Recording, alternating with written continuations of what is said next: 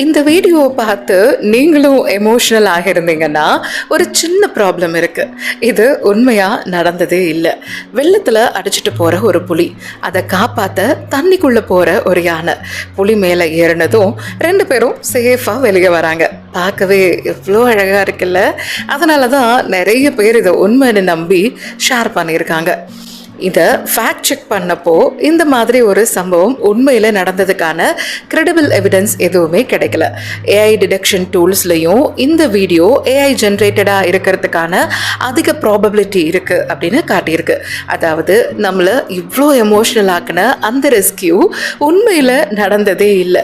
ஆனால் எனக்கு இதில் ஸ்கேரியாக தோன்றது ஏஐ வீடியோ இல்லை, ஒரு பொய்யான காட்சி நம்மளை உண்மையாகவே ஃபீல் பண்ண வைக்குது பாருங்கள். அதுதான் எனக்கு ஸ்கேரியாக இருக்குது.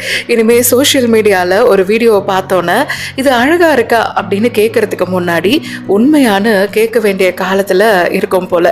சரி சொல்லுங்கள், இந்த வீடியோவை ஃபர்ஸ்ட் டைம் பார்த்தோன்னே உங்கள் மனசில் என்ன தோணுச்சு? மறக்காமல் கமெண்ட் பண்ணுங்கள்.